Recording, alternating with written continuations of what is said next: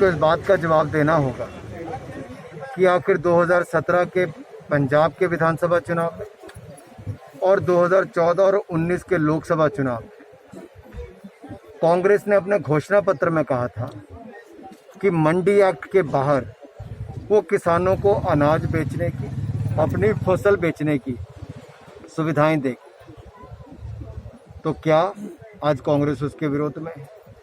कांग्रेस का घोषणा पत्र झूठा था या आज की कांग्रेस झूठी? ये कांग्रेस को बताना है। दूसरा, जो कांग्रेस ये कहती है कि एमएसपी खत्म हो जाएगा, मैं स्पष्ट कहना चाहता हूँ, एमएसपी पहले भी प्रशासनिक प्रक्रिया थी, आज भी है और आगे भी चलती रहेगी। जितना कांग्रेस के समय एमएसपी की खरीद होती थी, उससे 73% ज़्यादा गेहूं की खरीद मोदी जी की सरकार के समय हुई और 114% धान की खरीद ज़्यादा हुई। खरीद भी ज़्यादा हुई और मूल्य भी ज़्यादा मिले। जो न्यूनतम समर्थन मूल्य है वो गेहूं के अलावा जो बाकी फसलें भी हैं उनका भी 32% से 73% दाम बढ़े हैं। तो मोदी जी की सरकार के समय पर हमने किसानों को 95,000 करोड़ रुपया 2-2 हज़ार रुपये की किस्त उनके खाते में डालकर पीएम किसान योजना से दी है। और जब महामारी से दुनिया जूझ रही थी, लड़ रही थी, उस समय भी हमने किसानों को एमएसपी खरीद के लिए 75,000 करोड़ रुपये सीधा उनके खातों में जमा करवाया। ये मोदी सरकार ने दिया।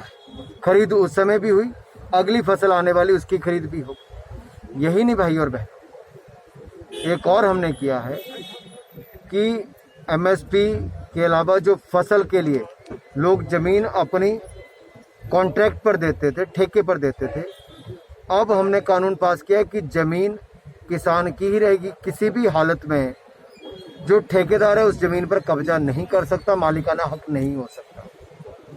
केवल फसल का ठेका होगा, ज़मीन का नहीं होगा। अगर मान लीजिए उसने उस ज़मीन पर अपना ट्यूबवेल भी व्यापारी ने लगा लिया, ठेकेदार ने लगा लिया, अपनी भंडारण क्षमता भी बना ली, अपने सिंचाई की सुविधा भी बना ली, तो उसके बावजूद भी उसका मालिकाना हक नहीं बनेगा। जैसे ही किसान कहेगा कि उसने कॉन्ट्रैक्ट ख़त्म कर दिया, सारे का सारा सामान उसको उठाना पड़ेगा। ठेकेदार को नहीं उठाता है तो वो सामान भी किसान का हो जाए। और फसल की कीमत बुआई के समय जो तय होती है वो किसान को एश्योरेंस हो जाएगी कि कम से कम इतनी कीमत तो मिलेगी। यानी कि किसान कीमत तय करके ही बिजाई करेगा, बुआई करेगा।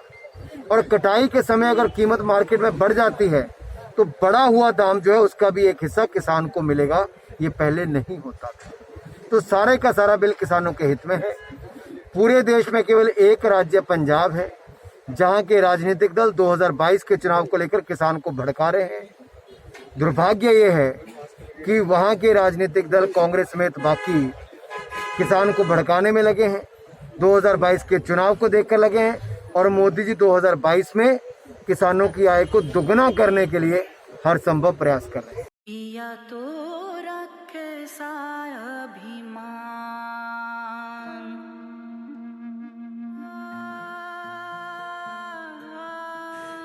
घर से दूर होकर भी दिल को हमेशा यह एहसास रहता है, उनका प्यार और फिक्र हमेशा मेरे साथ रहता है।